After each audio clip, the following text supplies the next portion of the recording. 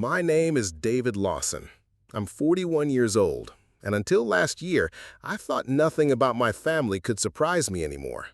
But the truth is, you're never really prepared to find out, at the worst possible moment, that the people who were supposed to protect you are the first ones to walk away. I learned that lesson in a sterile hospital room, unconscious, hooked up to machines, fighting for my life, while my parents told the doctors I wasn't worth saving, that I was no longer their responsibility, that spending money on me made no sense. What they didn't know was I could hear everything. But before I tell you how that happened and how I turned the tables, I need to go back a bit. I grew up in a comfortable home in the suburbs of Cedar Rapids, Iowa. My parents, Michael and Diane, were always seen as the model couple in the community. My dad was an insurance broker, my mom a high school English teacher. Polite, involved, presentable. The picture-perfect family for the outside world. Church every Sunday, school events, summer barbecues. But behind closed doors, the dynamic was very different. Coldness disguised as discipline. Indifference masquerading as pragmatism. They never hit me. I never went hungry or wore torn clothes. But I also never heard, "I'm proud of you," or "How are you, really?" I learned early that love in our house came with strings, performance-based, straight A's, quiet demeanor, no trouble. My younger brother, Tyler, was the opposite. Charismatic, athletic, always pushing boundaries. He broke the rules and they bent over backward for him. I followed the rules and was mostly invisible until they needed something. At 18, I left for college in Minnesota on a full-ride engineering scholarship. I never moved back. I built a life far from them, worked hard, climbed through the tech world, founded a healthcare software startup that was later acquired by a multinational. I kept things modest, nothing flashy.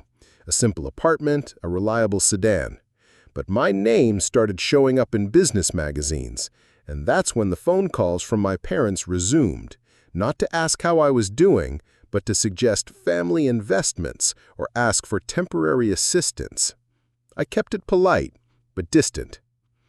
The accident happened on a Friday afternoon driving home from the office. A speeding SUV ran a red light and slammed into the driver's side of my car. They said my body flew nearly 20 feet from the impact. I don't remember the crash, but I remember the voices. My body was paralyzed. Only my mind still worked. It was like being locked inside myself, and somehow I could still hear. I heard the doctor explaining to someone that I would need multiple surgeries, months of rehab, and possibly permanent neurological monitoring. I heard them talk about costs. Then I heard my mother's voice, cold and flat. "David is an adult. We're not financially responsible for him. He has his own money, doesn't he?" My father chimed in. "We're not signing anything. He chose this life. He can deal with it, if he makes it." The doctor hesitated, asking about insurance forms, next of kin. My parents signed a release, distancing themselves from any liability. "He's got his company," my dad muttered. "Let them pay for it." And then they left. The room went quiet. And there I was, trapped inside a broken body, hearing the truth I had suspected my whole life, confirmed in the cruelest possible way. But what they didn't know was I had already been 2 steps ahead. Before the crash, before the silence of that hospital room, I had built something real, something solid. I wasn't famous, not in the traditional sense, but in the tech world, my name held weight. I had spent 2 decades climbing a ladder no one else had even seen, carving out a place where no one could question my worth. Because deep down, I always knew I had to prove it, to them, to the world, and, truth be told, to myself. My startup, Veris Health, was born out of frustration. I had seen too many people fall through the cracks of the healthcare system, people who were conscious but couldn't communicate, patients stuck in comas, misdiagnosed, misunderstood. I wanted to change that. Our software used neurosignals to detect awareness in unresponsive patients, giving families and doctors real-time data that could make the difference between life and death. I didn't just want to build something useful. I wanted to build something that mattered. And it worked. We were on the cusp of FDA approval. We had hospital partnerships lined up across the Midwest, and our valuation had just crossed $50 million. Investors were calling. Media outlets wanted interviews. My inbox was a war zone of opportunity. I should have been thrilled. But even with all that, I still carried this quiet ache that no matter how much I achieved, it wouldn't be enough to make my parents proud. It was a wound that never fully healed. They didn't understand what I did. To them, software was a bunch of nonsense. Real work meant sales quotas, brick-and-mortar businesses, jobs you could describe in a sentence. Every time we talked, which wasn't often, the conversation circled the same drain. Are you sure this thing is stable, David? Why don't you sell now and do something safe? Don't you want a family instead of all this work? The truth is, I did want a family, but I didn't want to build one on shaky ground. I had no intention of repeating their mistakes. What they never knew, what I never told anyone, was that I'd already taken steps to protect everything I'd built. Years before the accident, after a health scare during a business trip in South Korea, I sat down with a lawyer and crafted what I called my firewall. It was a comprehensive legal structure: living will, medical directives, succession plans, restricted access trust funds. If something happened to me, there were specific protocols to follow. Samantha Harper, my COO and longtime friend, had been granted medical power of attorney. My shares in the company were placed in a trust with clear clauses preventing takeover by non-participants. And in the event of my incapacitation, a foundation I'd quietly established would control all personal assets unless I personally revoked the setup. At the time, it felt paranoid, overkill. But I did it anyway, because something in me, something formed in that cold, loveless house in Iowa, never fully trusted the world to have my back. And thank God I listened to that instinct. Because that legal firewall, it saved my life. Literally and figuratively. While my parents were walking out of the hospital, telling the doctors to let me die, Samantha was boarding a red-eye flight from San Francisco after getting the emergency notification. She had received the alert from the hospital the moment I was admitted, thanks to my medical directive, and she didn't hesitate. She landed, took an Uber straight to Massachusetts General, and authorized the life-saving surgery that my parents refused. The doctors later told me she signed the consent forms without even reading them fully. If there's a risk, I'll take it. Just save him. I found that out weeks later, after I'd come out of the coma, when Samantha told me everything. She looked exhausted. She'd been running the company, managing the board, and fighting my family all at once, but she never looked scared. Not once. She said, "You left nothing to chance, not even them." And she was right. I knew my parents too well. I had seen the way they looked at me when I told them about the company. Not pride, calculation. I knew if I ever became vulnerable, they'd see it as an opportunity, not a tragedy. And they proved me right in the worst way imaginable. But here's the part they never anticipated. While they were busy counting the inheritance they thought they'd claim, I was waking up. And I wasn't just going to survive, I was going to expose them. Step by step, piece by piece, I was going to make them answer for everything. Looking back, it's almost embarrassing how long I ignored the signs, the subtle digs, the way they never quite looked at me the way they looked at my brother. You grow up under a certain kind of ceiling, and after a while you stop questioning why the light never feels warm. You just assume that's what light is. My parents weren't overtly cruel. They didn't yell or hit. Their weapon of choice was silence, dismissiveness, shrugging off achievements as if they were obligations. When I made valedictorian, they didn't even show up to the ceremony. My mom said the school gym gave her migraines. When I got into Stanford for grad school, my dad's only comment was, "Do you think it's worth the debt?" I paid for it with scholarships, every cent. When I founded Veris Health, I was 29. My dad asked if I was still playing with computers. When we got our first round of funding, my mom said, "Just be careful. You know startups fail all the time." And when we got acquired? Silence. Not even a congratulatory call. The only time they ever visited me was when Tyler needed help paying off a DUI. They flew out, stayed in my apartment for 3 days, ate my food, and left without saying thank you. I paid the fine because Tyler was family. And that's what I told myself. It's family. You don't need them to be grateful, you just do the right thing. But the truth is, I was trying to buy something that should have been free. Still, it wasn't until after the accident that I saw their full capacity for self-preservation. When I woke up, hooked to machines, my face fractured, ribs cracked, I couldn't speak, but I could listen. The nurses spoke in hushed tones when they thought I was asleep.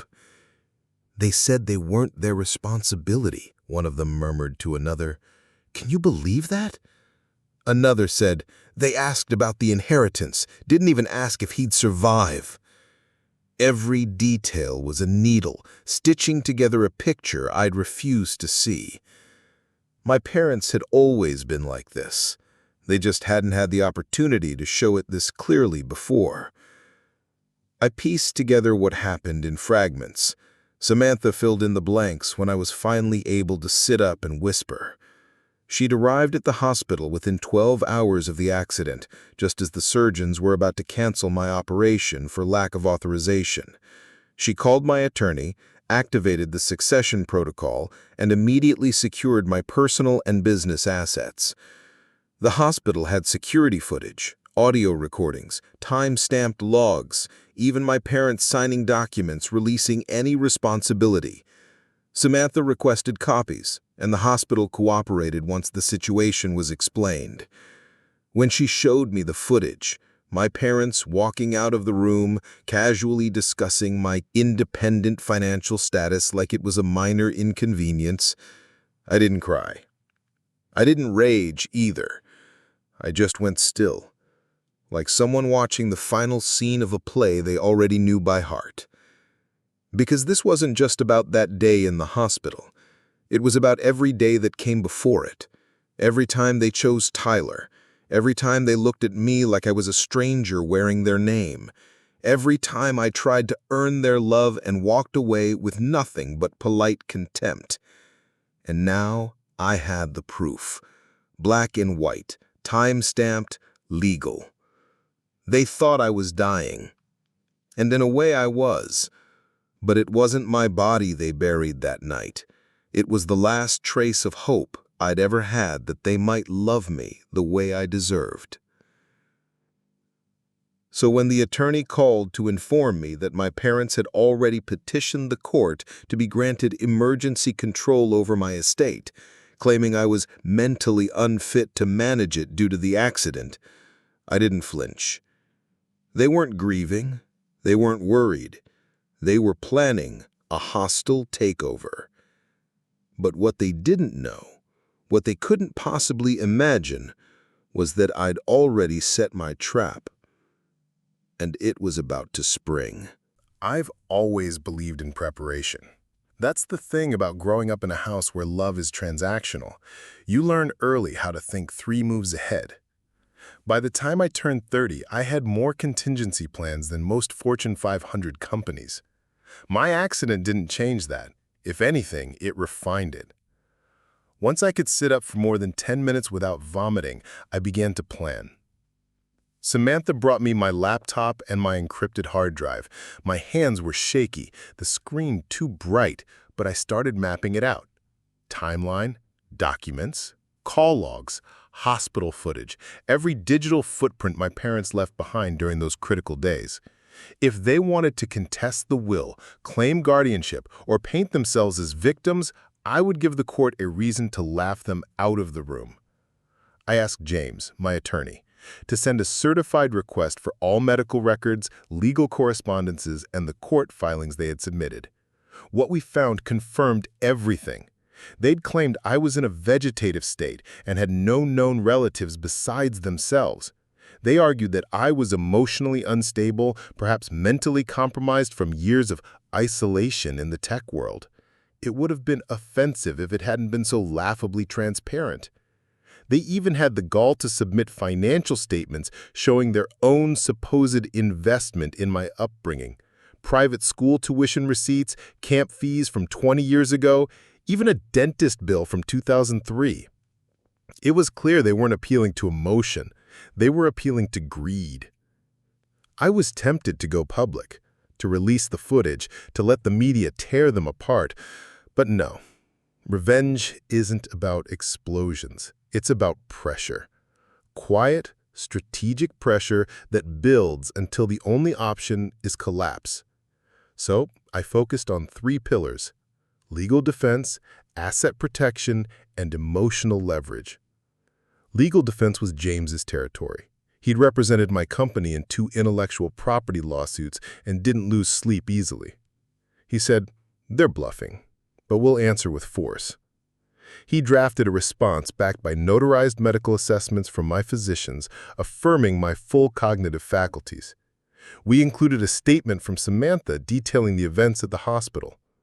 And then came the linchpin, the video footage. 5 minutes of calm, clear audio, my father declining to authorize surgery, my mother stating they owed me nothing. It would be devastating in a courtroom. Asset protection required immediate action. I transferred the title of my apartment into a holding trust, restructured my business equity to limit any interference, and gave Samantha power of attorney until I fully recovered. My accounts were already locked down behind layers of security, but I changed every password anyway, just in case.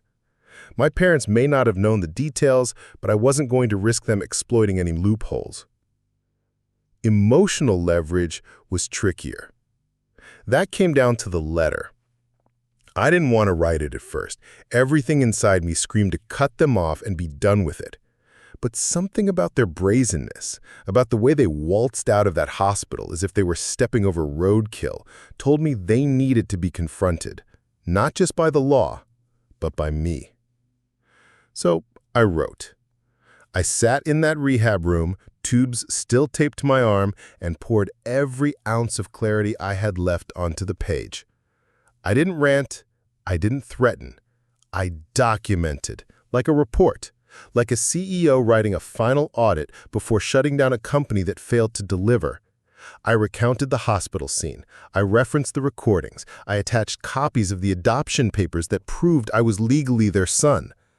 Then I told them the truth, that they didn't need me anymore, that their love, or lack thereof, no longer held power over me. When James read it, he said, "This isn't just a letter. It's a mirror. You're showing them who they really are." And that's exactly what I intended.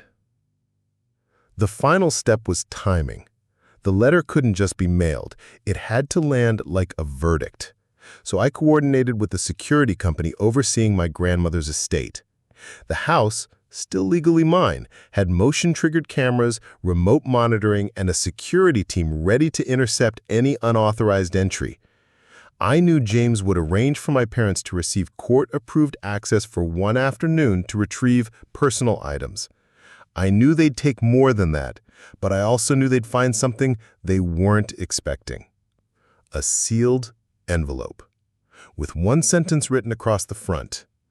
To Richard and Claire Lawson, read this before you take anything that doesn't belong to you. The trap was set. Now it was just a matter of watching it spring shut. I watched from Samantha's apartment, sitting in a wheelchair with a heating pad pressed to my ribs and a laptop balanced on my knees. The camera feed showed my grandmother's driveway, the pale gray cobblestone wet with spring rain. At exactly 1:58 p.m., a black Lexus pulled in. My parents were right on time. Claire Lawson stepped out first, dressed like she was going to brunch at a country club. Pearl earrings, cashmere sweater, that posture she always used when she wanted to seem composed, chin slightly lifted like she was above everyone and everything. My father, Richard, followed, checking his watch and muttering something we couldn't hear. Samantha leaned over my shoulder, her arms crossed. They looked nervous. They should be. Behind them, another car pulled up. My sister, Hannah. I hadn't seen her in over 2 years. She got out slowly, clutching a raincoat around her shoulders, looking like she wasn't sure whether she was here to support them or observe them. None of them had any idea what was waiting inside. The front door didn't open. I watched my father pull out his phone, call the security contact James had arranged through the estate court, and confirm their temporary access. 5 minutes later, the digital lock clicked open. Claire stepped inside first, looking around the foyer as if sizing it up for resale. "This place still smells like cinnamon," she muttered. Martha never did believe in air purifiers. Hannah followed slowly. My father lingered by the door, shaking rain off his coat.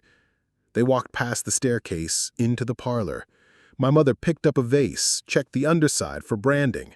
"Wedgwood," she said with satisfaction. "This should be documented for probate." Hannah frowned. "You're here to retrieve Dad's mementos, not to inventory valuables." My mother waved her off. "I'm just making notes." Samantha adjusted the volume on the feed. Their voices echoed through the house. Every word was being recorded, every motion logged. Then they entered the dining room and saw it.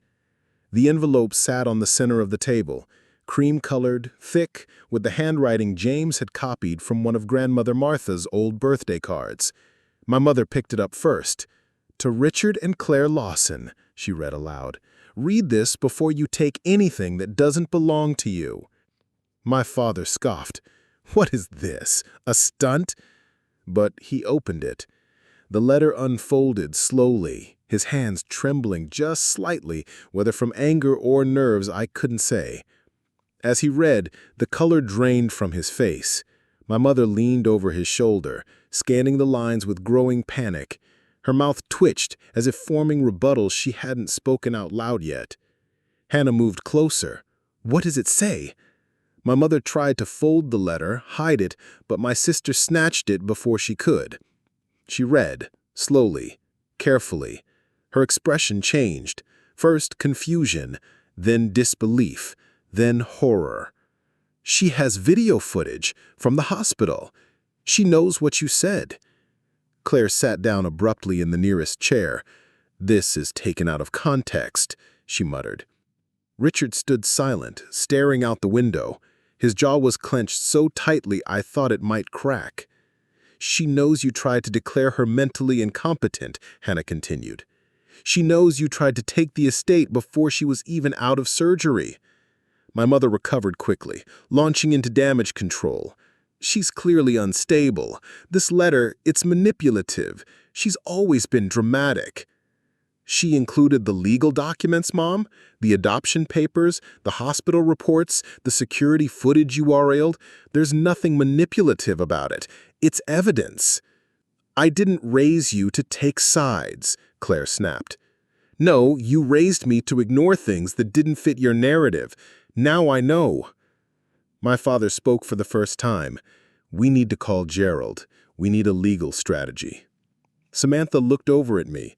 "Still think you should have gone with a lawsuit?" "No," I said. "This is better." Because I wasn't just confronting them in court. I was making them confront themselves. With no judge, no jury, just truth and silence, and a mirror they couldn't look away from. Hannah stormed out of the dining room. A few seconds later, I watched her leave through the front door, slamming it hard behind her. My parents stayed behind, rifling through drawers, muttering about defamation and estate rights and character witnesses. They were already rewriting the story in their heads, but the footage was still rolling. The letter was still in their hands, and for once, their lies couldn't protect them. They'd walked into that house thinking they could clean up their mess. They didn't realize the house had already been swept, and the mess was the one thing I wanted them to find. The next morning, I watched the courtroom feed from the tiny window of my therapy room. My legs were still weak, my voice barely above a whisper, yet my mind felt sharper than ever. Samantha had wheeled me in, dressed neatly, in a tailored blazer, hair pulled back, a calm power exuding from every movement. We sat together at the plaintiff's table, and James stood, his presence commanding enough that the judge didn't hesitate to call the case. What followed was a lesson in dismantling a lie, step by methodical step. My parents, Richard and Claire Lawson, sat across the courtroom, glancing around as though they believed charm could hold up against cold, hard evidence. Between them sat Hannah, her face pale, her eyes wet with a mixture of guilt and resolve. First, James laid out the context for the judge. My accident, my condition, my parents' refusal to authorize critical medical treatment, followed by their petition for guardianship and contested claim to my grandmother's estate. He walked us through the chain of events, using timestamps, audio, and video synced in real time on the screen. The video played, my father's voice cutting through the solemn hospital silence. "He doesn't need our help. He's got money. Let him handle it." My mother's colder refrain, "We owe him nothing. He's not our responsibility." The judge watched, expression poker still, as every word landed like a stone. Their attorneys tried to interrupt with objections. "It's hearsay. Context is missing. Circumstantial." But James had anticipated it all. Each objection was countered by certified logs, metadata from the hospital surveillance system, declarations from the nurses, and the authenticated court-authorized access warrant. Then came the letter. It was dramatic. The judge had it read aloud. A few key lines, the ones about betrayal, legality, and freedom. The courtroom fell quiet, the stillness almost audible. Even the bailiffs shifted in their seats. And then Hannah stood. I didn't ask her to testify, but she did.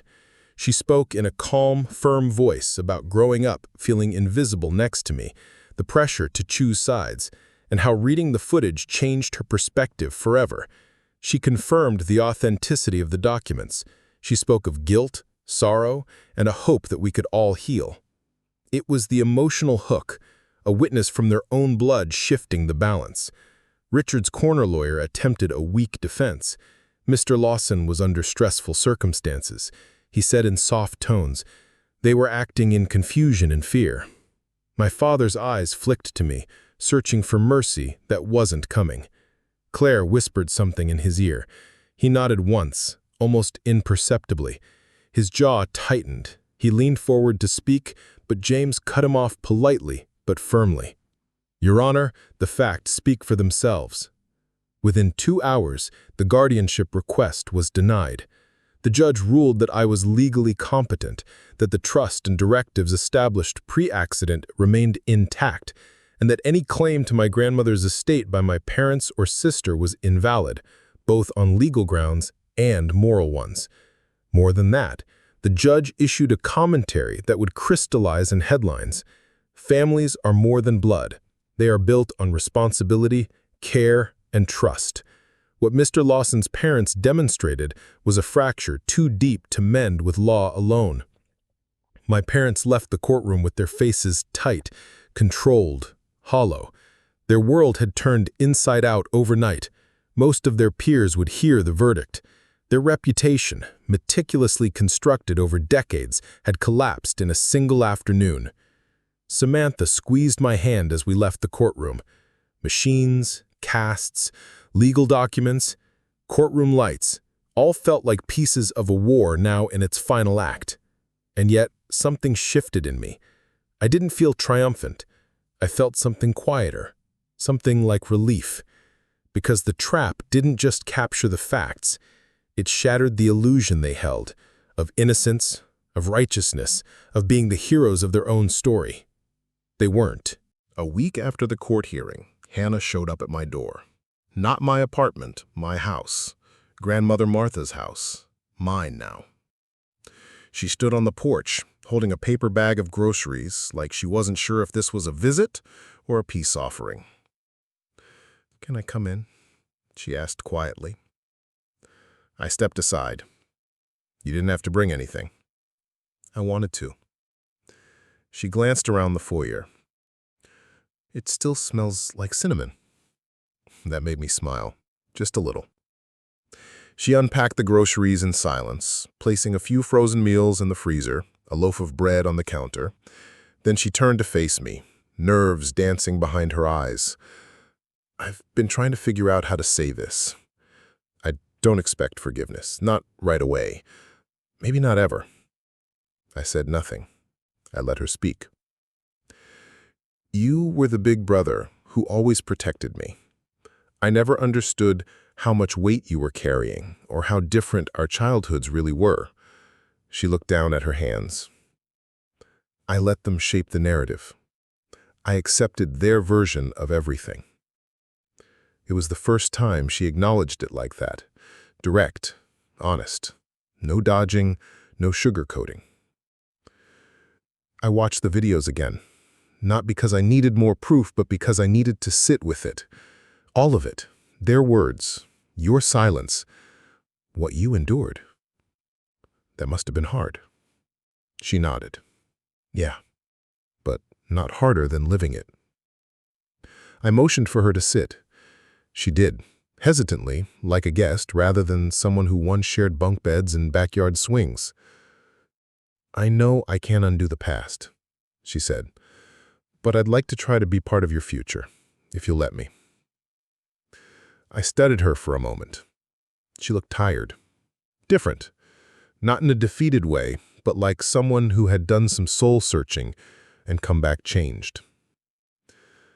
I've already spent most of my life trying to belong to a family that didn't want me.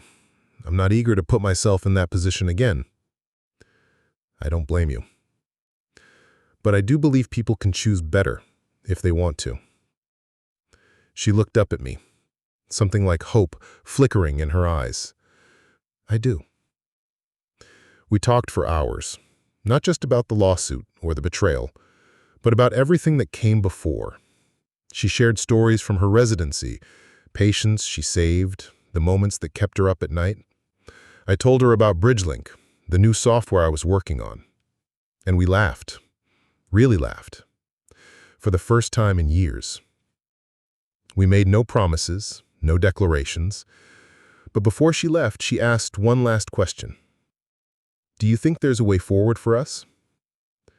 I thought about that, about what it meant to rebuild something from scratch, without the illusions, without the masks. I think there's a start. She hugged me, lightly, at first, then with real weight behind it. And in that quiet moment, something unspoken passed between us. Not absolution, not erasure, but a truce. A first stone in the foundation of something real. 6 months passed, seasons changed, so did I. The scars from the accident faded, the cane disappeared. My gait was steady again, my mind sharper than it had ever been. But the most profound change wasn't physical, it was internal. For the first time in my life, I wasn't trying to prove anything to anyone. The house, once my grandmother's, now felt like mine. I kept her antique mirrors and the shelves lined with weathered books. Every Sunday I made the same cinnamon rolls she used to bake for me. Hannah visited sometimes, not every week, but often enough to feel real. Samantha remained at the heart of my circle. She'd stepped in when I was unconscious, when I had no voice, and fought for me like family. So I made it official. I updated my will, left her half my shares in the company. She tried to argue, but I just told her, this is what real family does. The project I launched, BridgeLink, had taken off. We built a prototype for a neuro-response system that allowed patients in semi-conscious states to communicate with their doctors and families. The software was already in trial in 4 hospitals across the state. It was saving lives, or at least giving people a chance to be seen, to be heard, when their bodies couldn't speak. It wasn't just a tech product, it was a response to everything I'd been denied. A way of reaching into the darkness and offering someone else a light. My parents? They didn't disappear quietly. After their lawsuit for emotional distress was dismissed, they tried media interviews, played the misunderstood parents, claimed elder abuse, then mismanagement of estate funds. Each time, James Wright countered them with documents, footage, and quiet, devastating facts. The final blow came when their social circle, tight-knit, high-status, deeply performative, turned cold. Nobody wanted to be associated with a couple who left their son for dead and then tried to steal from his hospital bed. That brand of cruelty had no PR fix. They moved to Arizona. No forwarding address, no apology, just an echo of what had always been there. Absence wrapped in the illusion of control. And me? I learned that the absence didn't hurt anymore. I no longer needed their love or their apologies to feel whole. I had built something stronger from the rubble they left behind. On the anniversary of the accident, I hosted a dinner. Just a few people. Samantha, Hannah, Emily, the nurse who talked to me when no one else would, James, my new CTO, a former patient of ours who now helps others find their voice. As the sun set over the Cambridge skyline, I raised my glass. To chosen family. And to survival, not just of the body, but of the self. Glasses clinked, conversations continued, laughter drifted through the open windows. Later that night, I sat on the porch with Hannah. Fireflies blinked in the garden. The same swing where Grandmother Martha used to read to me creaked gently in the breeze. "Do you ever miss them?" she asked quietly. I thought for a moment. I missed the idea of them, the people I used to pretend they were. She nodded. "I know what you mean. But I don't need them anymore. I'm not chasing their love. I've stopped running towards closed doors." She reached over and gave my hand a squeeze. "I'm proud of you." And I believed her. Because I was finally proud of myself. The man who walked into that courtroom months ago wasn't the same one who grew up begging for scraps of affection. I was no longer David the disposable. I was David Lawson, survivor, builder, son of Martha, brother by choice, founder of BridgeLink, and the author of my own ending. And it felt like the beginning of everything.